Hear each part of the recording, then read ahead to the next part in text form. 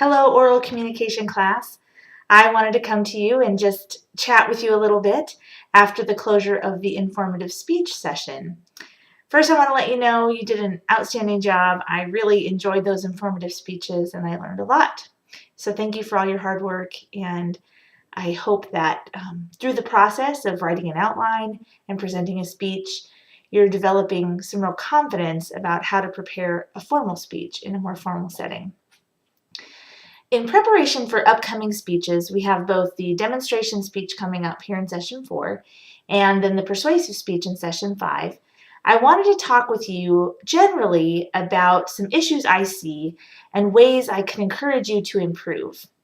It's moments like this I really wish we were all in a classroom together and we could, just talk together and share ideas and encourage one another. But alas, we are online, and so video is the next best thing. So I have about 4 things I want to just briefly talk to you about, and I will get started right away with the first one, which is when you are sharing your speech, go ahead and dive right into that attention getter.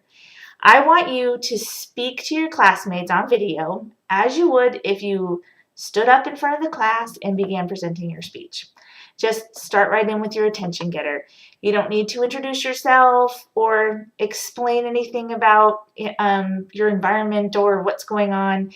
Just go ahead and dive right in. That is one of the reasons why we're encouraged in our textbook to start with an attention getter. You want to engage your audience right from the start, meaning the very first thing you say, you want to engage your audience. So go ahead and start right in with that attention getter. And this will also help with time if you start right in using that attention getter that you've all worked very hard to put into your speeches. So go ahead and start with that. My second point has to do with the way you present your speech and the organization of your speech. Most of you did a great job on your outline, and you provided lots of detail for each subpoint and each piece of information.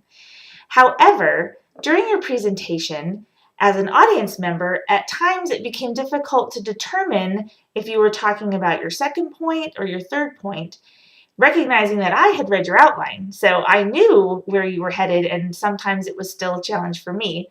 Thinking about a general audience member who hadn't read your outline, it may have even been more challenging.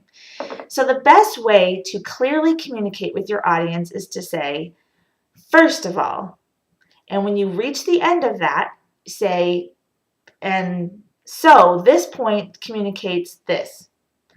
Now, second of all, and then move into your second point. You want to do this in a way that doesn't feel like an announcement, like my first point today is, and my second point today is, but you also want very clear markers. Think about the best sermons you hear and how that preacher or that speaker helps you move through their sermon.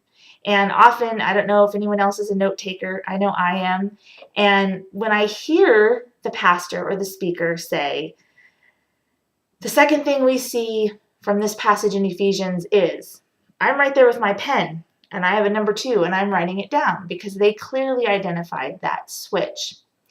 Another way to think about transitions is to think about an oral presentation versus something on paper or in writing. When we're writing, we use not only transition words, we also use paragraph format. And a paragraph indicates to the reader, oh, it's a new topic, it's a new idea, we're switching points.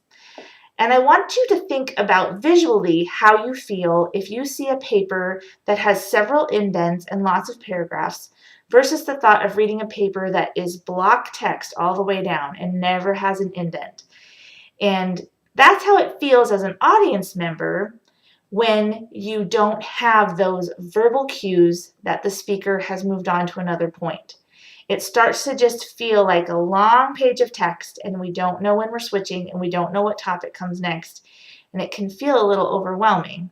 Like, this is a lot to read, this is a lot to take in, and I'm not sure where the speaker's headed and how long they're going to be talking. So I just really want to encourage you to clearly demarcate your points. Put those verbal transitions in there and clearly let your audience know when you're switching to your second point. And I think there are some good examples in the textbook that help you walk through how to add those verbal transitions and how to include those as you're speaking. The third point I want to talk to you about today is about your visual aids. You did great on your PowerPoints. I enjoyed them. Lots of fun pictures, helpful graphs. Allie, I think every one of us will remember that awesome tattoo picture for a long time to come. If you didn't have a chance to see Allie's speech, you may want to look at the tattoo pictures.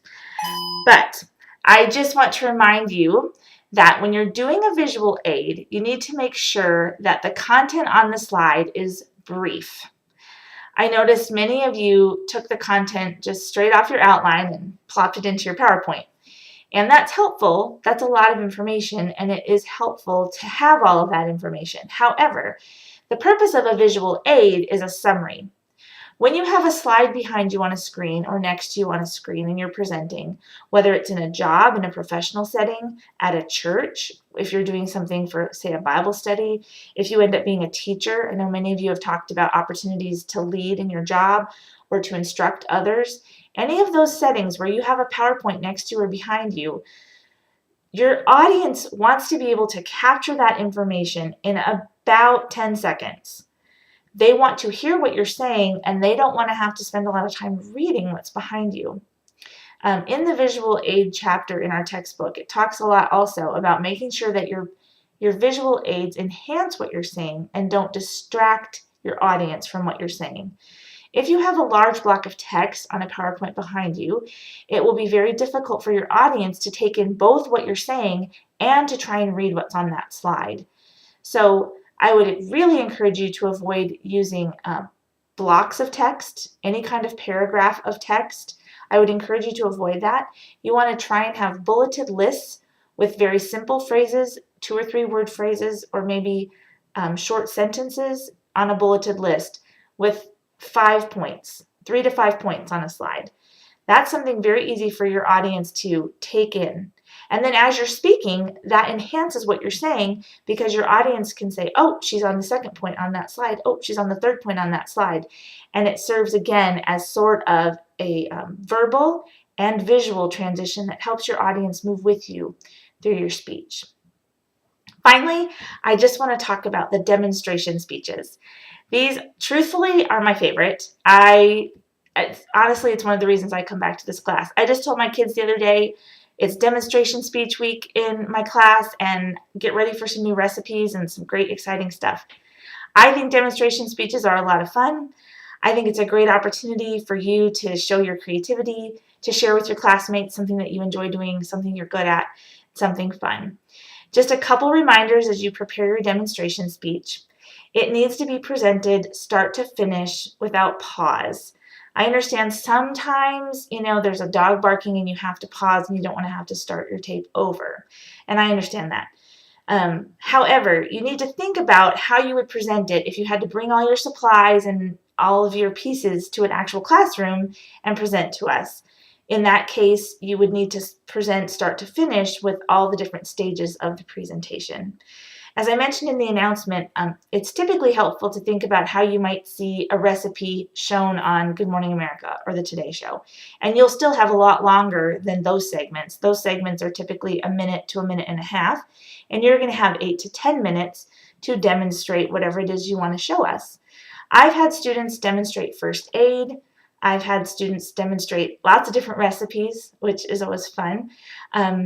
Students have demonstrated how to do artwork, sewing projects, other kinds of crafts. I actually had a student demonstrate how to shovel snow, which I thought was incredibly creative. And he had research to back up what he shared, proper form and technique, and the fastest way to clear his sidewalk. So I felt like that was very creative. He really struggled to come up with a topic, and I thought that was a good one that worked well. For the demonstration speech, your visuals will be the supplies that you use in whatever form for the demonstration speech.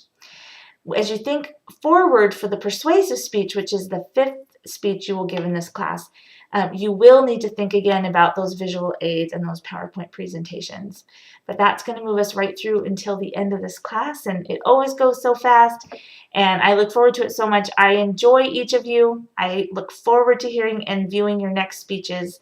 As always, if you have questions, please send me an email, and I look forward to talking with you. Take care.